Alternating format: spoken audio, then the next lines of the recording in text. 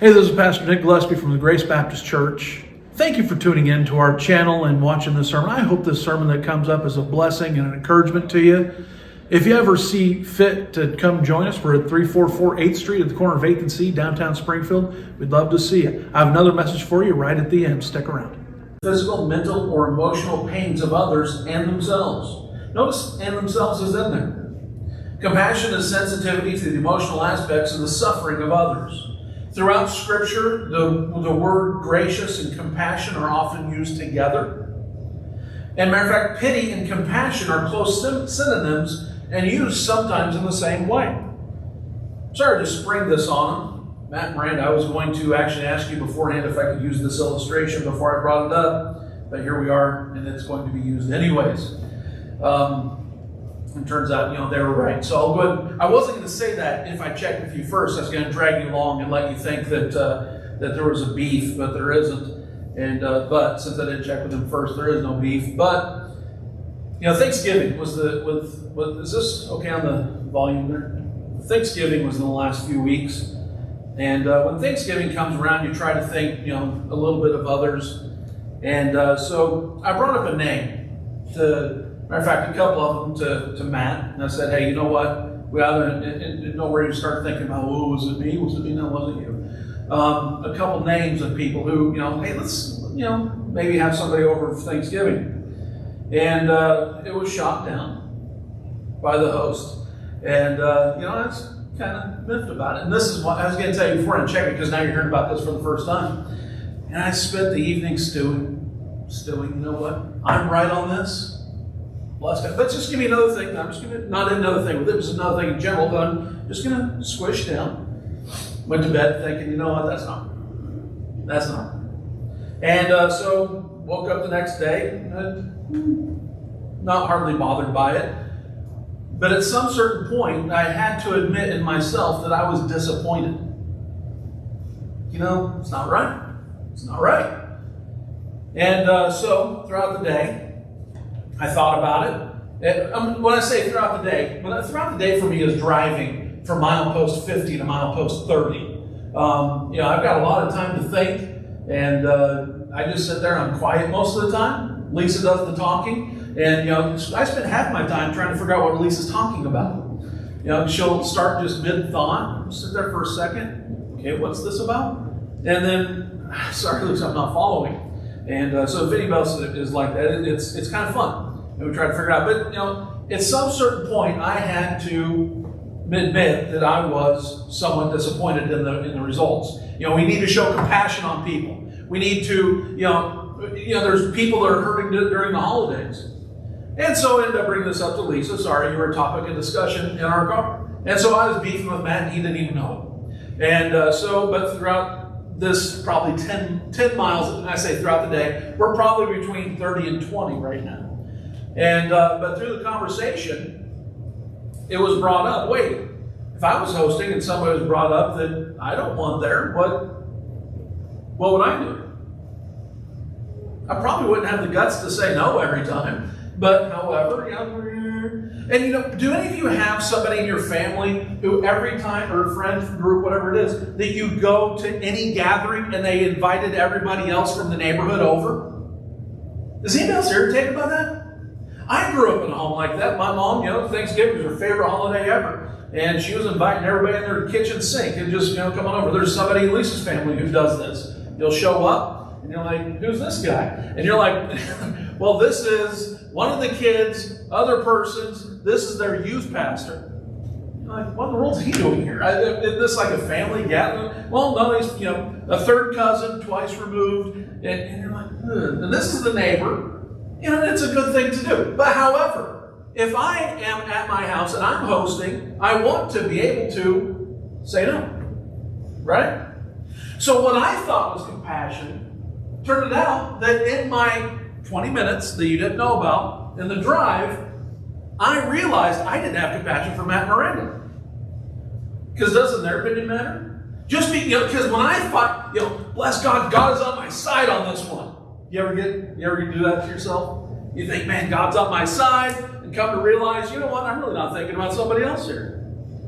And so my conclusion was, no, I'm not. I'm compassionate in one area, but just because we have a difference of opinion doesn't mean that somebody's right and somebody's wrong. You ought to be able to have Thanksgiving at your house without having to feel guilty about who can't be there. It's just like on Veterans Day, Memorial Day. When you're trucking into you got a 3-day weekend coming up, and I'm a veteran, and I can tell you this, that, all of a sudden all the posts are, you can't have fun this weekend because some veteran, right? And you can't enjoy Memorial Day. You can't enjoy Veterans Day. Matter of fact, it's gotten so bad now, you can't even enjoy July 4th without stopping at some point and tipping a hat to somebody. No. You know what? I'm going to go out. I'm going to enjoy July 4th. And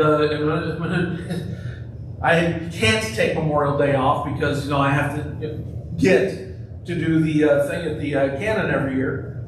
But we always think God is on our side, don't we? And if we always think God's on our side, then we won't be able to see compassion for other people because we think, you know what? I'm right, they're wrong. It's the ability to put ourselves in each other's shoes. So again, I was going to play that up a lot more, but I forgot to check with Matt Miranda before because we're trying to get some technical things working around here, and I got a little distracted. I thought we had the wrong song service on, so I was trying to figure that out, and turns out everything was okay. But I'm going to tell you, there's one sure thing: compassion is difficult to give if you don't feel like you're getting any. If you feel like you're not getting any compassion from somebody else, it's hard for you to turn around then to give that person compassion, isn't it? But isn't that the time we're supposed to be doing it? It's certainly a biblical truth. See, compassion is when Pharaoh's daughter looked in the Nile and saw the Hebrew child Moses and had him cared for. Compassion is Ruth caring for her mother-in-law. Can you imagine that? And staying by her side. And God repaid her compassion with Boaz's compassion for her. Compassion is Joseph caring for his brothers, even though all of them betrayed him. Compassion is Jesus in John chapter 8 admonishing the woman to sin no more while stating, neither do I condemn thee. It's compassion is Jesus at the grave of Lazarus. The grave of Lazarus, knowing full well he's about to raise Lazarus from the dead. This is going to be this is going to be a pivotal moment. But yeah, he still saw the people around him. He still saw their grieving, and he showed compassion and wept. Compassion is Jesus healing weeper. Man, I'm just mixing up all sorts of words today. Jesus healing the lepers. Remember that thing from a few years ago that keeps popping up on your memory? Social distancing. Well, we have the answer to Jesus' social distance. No, he was touching lepers. Compassion is the Good Samaritan taking care of the man on the roadside. Compassion is Jesus at the cross saying, Father, forgive them, for they know not what they do. And see, when it comes to compassion, we don't like to give compassion to the ignorant, do we? Yet Jesus gave compassion. I have a wonderful exercise for compassion now. And I fail most of the time. You'll be happy to know. But I'm working on it. See, the Bible talks about, we can sin and there not be a victim. The Bible talks about wounding our own conscience, doing something, sinning, and because we do it, there doesn't have to be a victim or be a sin because of what it does to us.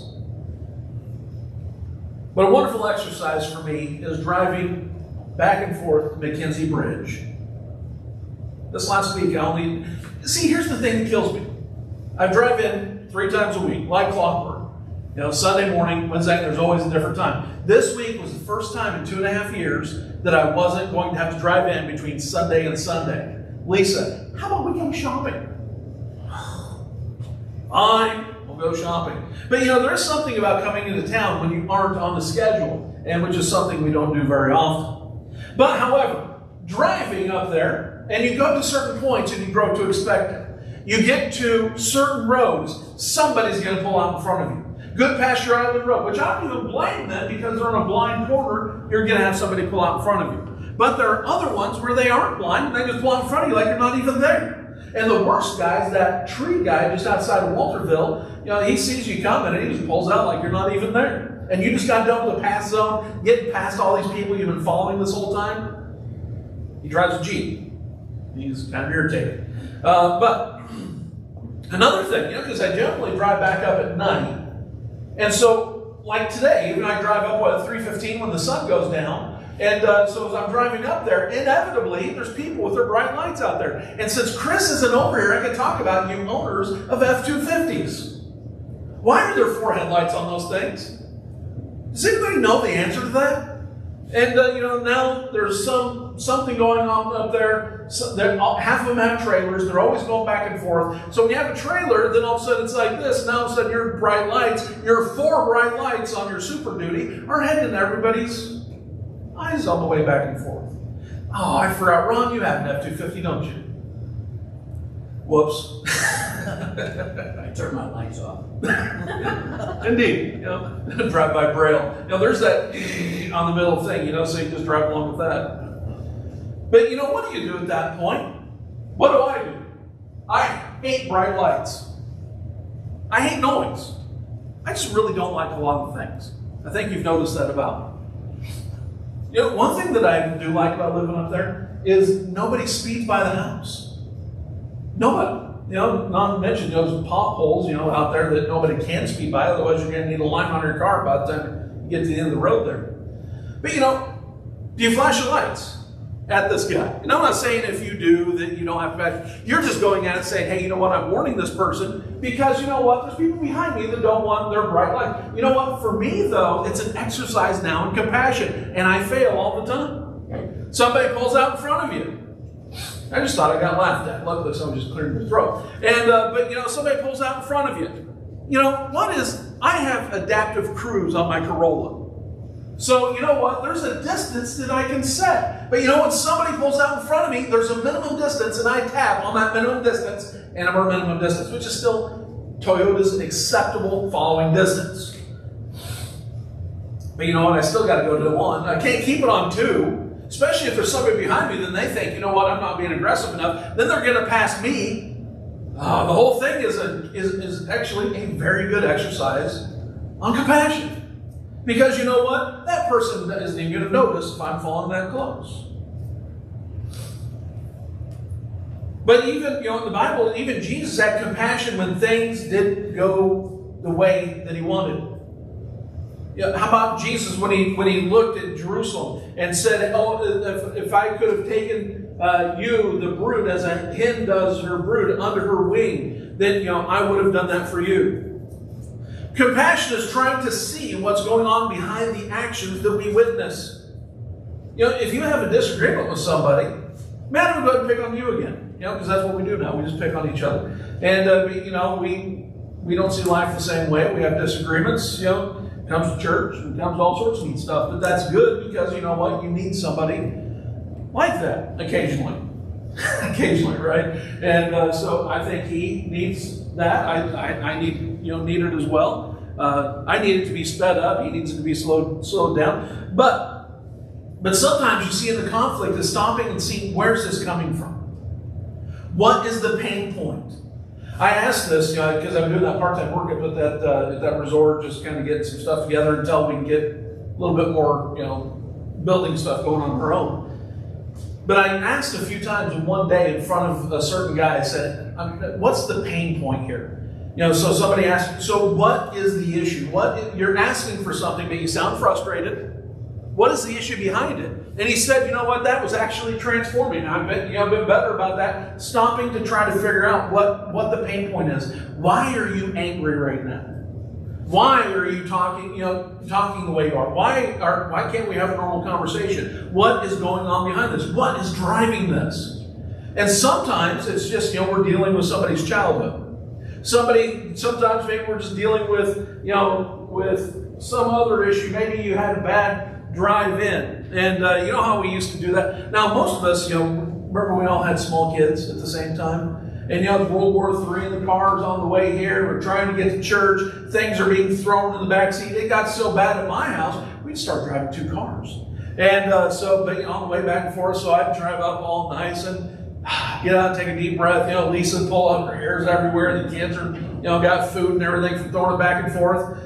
But you're in there cussing at each other, and then you jump out, hey, Pastor, praying for you when you walk up to the door, And, compassion is something to say, hey, if you've been out of shape coming up to church, why is it? Did you get pulled over on the way over? Did you end up getting stuck behind somebody that can't maintain the speed limit? Why can't you maintain the speed limit? Anyways, that's a different sermon for a different time. How about compassionate relationships? I don't have these up here. And again, that's something we're going to have to figure out about the verses up here. But compassionate relationships. 1 Peter chapter 3. Now, if you remember last week, Pastor Matt's sermon was from 1 Peter chapter 3, but he didn't get, I think he started on verse 11. And I'm actually stopping on, no, it's verse 12. I'm stopping on verse 11, just so you know.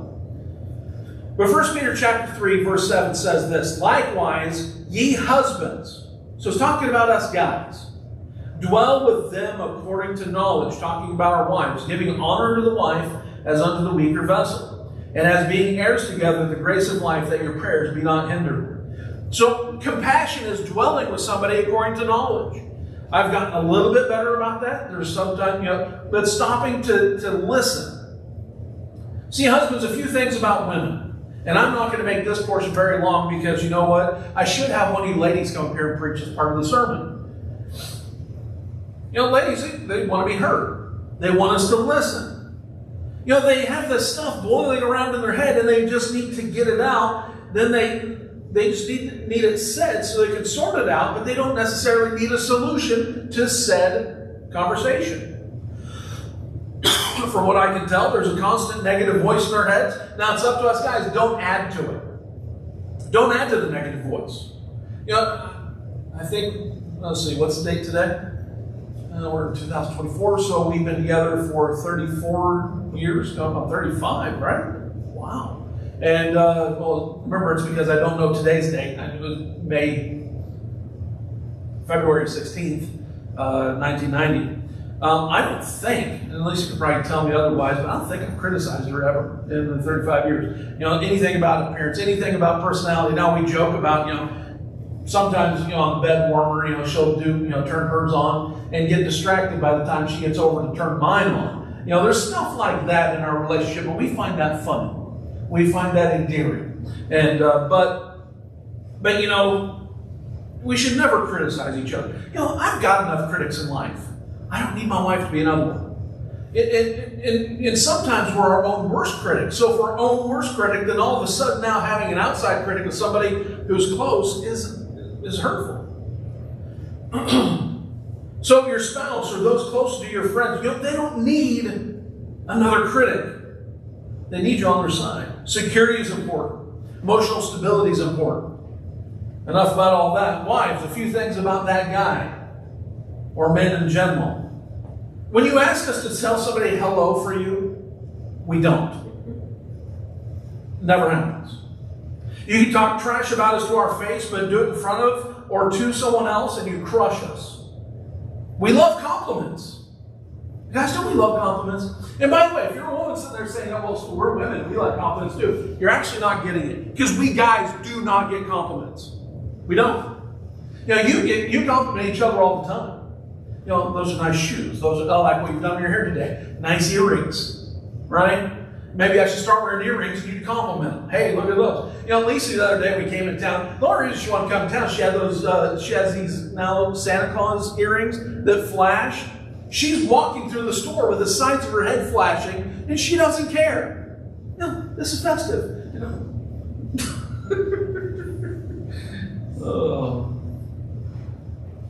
We don't get compliments. But when you ask us what we're thinking and we say nothing, remember that? 99% of the time it's true. We are thinking about nothing. The other 1% is so awful or immature that we simply say nothing, so when I fess up to that, what that 1% is.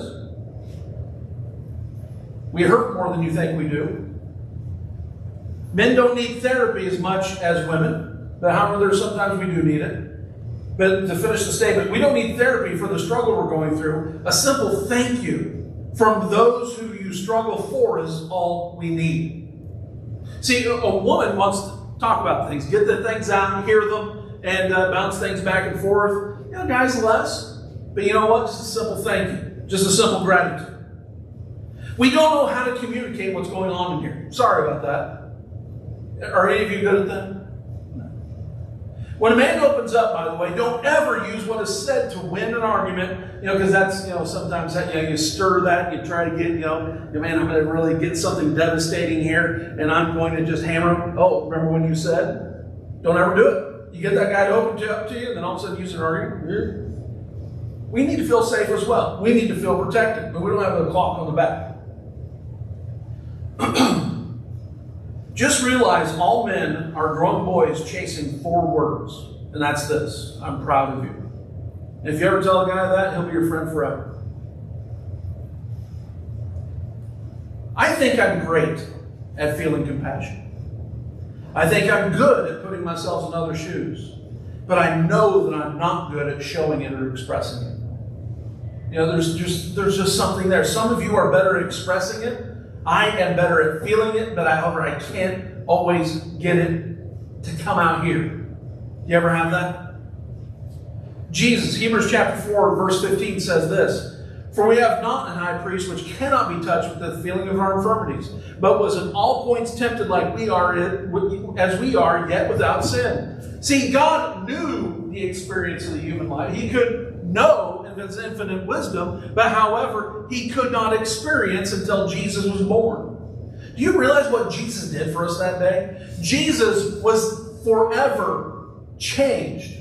See, it came from a point where Jesus didn't have a body at all. As far as I understand Old Testament, I don't think I'm being a heretic here, to where now all of a sudden born, living in the body for 33 years, but now all of a sudden, after the resurrection, has a different body. Does that mean Jesus now forever has that body that obviously can go, pass through walls, do all sorts of stuff, ascend, everything that He did for those 40 days on earth before the ascension? How does that work? And that's just amazing what Jesus has done for us. But He came to earth, and He was in a fleshly body. He was in 100% God, 100% man, same thing. Never sinned. But in that body, He was able to experience what you and I experience. He was able now to understand in a very personal way what it was to walk the earth, what it was like to be hot, what it was like to be cold, what it was like to have those different physical things that we face. Recently, I did a small, quick Bible study on vengeance. And, paying people back. You know what? Because I'm sorry, I'm petty. Very petty. Or something there maybe like that. And it just takes, this isn't right, so I don't do anything. But, I use an old Centos illustration. Because you go to these different places, the owners of some companies are just plain rude to you. And salesmen and service people always remember the rude people. And you make note of it. You make sure you never go to their business. You never, whatever. Like the owners here, great people. And I talked to them. I was reminded. So I had lunch recently. And said, we're going over here. That's what you do, right? But if somebody's a jerk, you don't go there.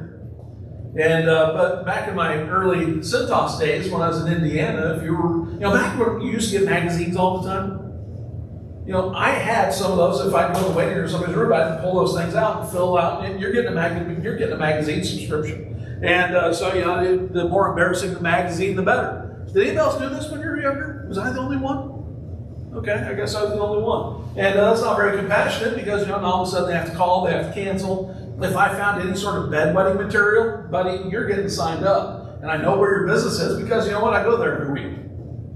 Am I the only one? See, compassion's also probably not going around finding people's bagged leaves and then dumping them on houses that don't have any trees. We didn't do that as a teenager, but maybe you shouldn't either. And compassion is also understanding, like for young ones, for teens and young adults, is understanding that your parents are flawed. Did you know that yet? And that, we as parents, we as adults, we may be older, but we have insecurities. We have fears. We have those things, and we're trying to face them and, to have compassion on us as well. But let's go back to this. Nowhere in Scripture does the Bible allow me to exact vengeance. I looked it up. How can I wiggle this in? How can I get this? And you can't. Everywhere the Bible talks about vengeance belongs to the Lord. Now you might be thinking, where compassion and vengeance? See, paying people back. See, we almost never see anything objectively, do we? We always see it from our point of view. If something happens, you know what, that's not right because, and then we label and then, put a person in a box. See, we almost never see anything objectively, but yet God always does. We never know all the story, do we? We never do. But God always does. So my vengeance is rarely right and hardly ever justified. But God's always is. God said, vengeance is mine, I will repay, saith the Lord. See, I can go ahead and be angry at somebody. I can go ahead and have arguments with people. I can go ahead and throw a fit. But you know what? The truth is, I'm not always right. Even if I believe with all my heart I'm right. And because what that's doing is that's giving somebody else the space to be right. That's actually what compassion is to put myself in their shoes, see an argument from their side. Matt, it took me 10 miles to do it. But you know what? He was right. You know what? Was I wrong? No. Finally, you like hearing those words, don't you? Let's go to 1 Peter chapter 3. See, for me to exact vengeance on somebody and not wait on the Lord to do it, I'm taking things in my own hands, and I might be violating even God's principles, but God might be working on something in somebody else. So if I take some sort of pettiness, bitterness, or anger and make any sort of action out of it towards somebody, I am forgetting compassion, and I am not seeing it that somebody else might be going through something else differently than I am. 1 Peter chapter 3, don't worry, Pastor Matt's sermon was from 12 on last week, and we are going to end at 11. End at 11. Verse 11. Look here, 1 Peter chapter 3, look, pick it up here, verse 8. Finally, be ye all of one mind. That doesn't necessarily mean the same opinion, does it? God's not asking us all to have the same beliefs, have the same, vote the same way, or all these different things. Be ye of one mind, we're still in the same direction. You may disagree with something that's said. You may disagree with something how I handle my house. I may disagree with how you handle something. We might disagree on how we handle our children. We might disagree about a bunch of stuff. But you know what? We're in this together. Finally, be ye all of one mind. And see this here? Having compassion one of another. See, you look around and you think, you know what? I'm saying you, but we all do this because I do. You look at somebody and you think, you know what? They've got this stuff figured out. They have no issues. But yet you don't know that they actually have a bunch of issues. There's a bunch of things going on in here that you have no idea about. But we, see maybe, maybe somebody sees somebody that doesn't have much, doesn't have to worry about much. We look at younger kids. You don't have to worry about a mortgage. You don't have to worry about this. You don't have to worry about that. You don't have to worry about that. And okay, but at the same time, when we're over here, we have the mortgages, we have all this other things. There's other things that are there, and we as young people may look at somebody older that has those things and think, oh, there's no problem. No, there's always a problem. Having compassion. It says here, love as brethren, be pitiful. That pitiful and compassion are almost interchangeable. Be courteous. We can always do that. I didn't check with Lisa either. But, we don't have spats. But occasionally, there's disagreements. We're 30, what did I just say? 30, coming up on 35 years. Yeah, -3. So we're coming up on 32 years, I think it is, of marriage. 95. And we're married on May 15th, 1993. And so again, not knowing the math real quick, I think we're coming on 32, right? 31, 32. Thank you, Matt. And so coming about 32 years. We've had some disagreements over the years. Nothing major. But, one thing that I appreciate about my own personality, if I can go ahead and say that, is I'll stop and process instead of the quick retort. And I think that buys me a lot of time. I think it buys me a lot of grace. And so I appreciate it. I don't think, you think it, but then by the time something comes out of here, it's got to go somewhere else and be tempered for a second before it comes out of here. Don't always keep that in check, but we need to do that better. We need to do that more often. And so when we're being courteous, We have the disagreement, but you know what? We can still, remember the sermon I gave recently, fighting fair. I don't have to bring up the past. I don't have to bring up all these different things. You know, when something's apologized for, it should never be brought up again. But here, look at verse 9. Not rendering evil for evil. You know, that's, people going by with their evil LED headlights pointing right in your eyeballs. I could flash my brights at them, but then all of a sudden you realize now their trucks like this, driving it. And all of a sudden they're flipping all their LEDs and they have, like airport landing zones everywhere that they didn't tell you about. And so, you don't want to do that. But rendering evil for evil. But what if you're driving along, somebody flashed you because yours are bright, and you're going to flash back? Now you got that, I'll show you something else. See, this drive back is just nothing but an illustration of the whole time. Not rendering evil for evil or railing for railing. Somebody's going off, what do? Are we going to go off back? But contrariwise, blessing, knowing that ye are thereunto called, that ye should inherit a blessing. For he that will love life and see good days, that's what we want, right? We want to love life, we want to see good days. Let him refrain his tongue from evil. So there's a formula here. Love life, see good days. How do I get to it? Refrain my tongue from evil, and my lips that they speak no guile. Let us eschew evil. Eschew means to push away, and do good. Let him seek peace and ensue it. Peacemaking. And being there is part of the reason it happens. So Jude 22, we want to make a difference, right? That's why we're here. We want to make a difference in Springfield. We want to make a difference in our lives. We want to make a difference to our friends. We want to make a difference to those around us. Jude 22 tells us how to do it. And as some having compassion, making a difference. Do you want to make a real difference? It's slowing down. It's slowing down where does anger come from for you? Does it process here first? Does it process here first? But does it stop from coming out of here? See, when things come out of here, that's when things start going wrong. If we can just pause for a second. Good. I don't need to argue about this. Some things are just not worth arguing over. But you want to make a real difference? Have compassion. But you want to really, really make a difference? Act on that compassion.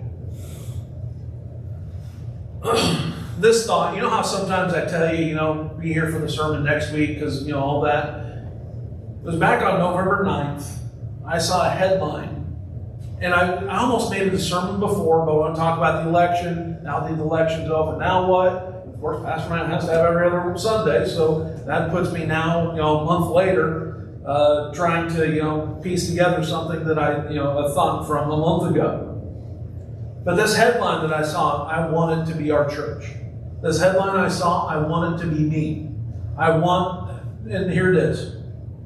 We just want to make people feel like they're loved and valued.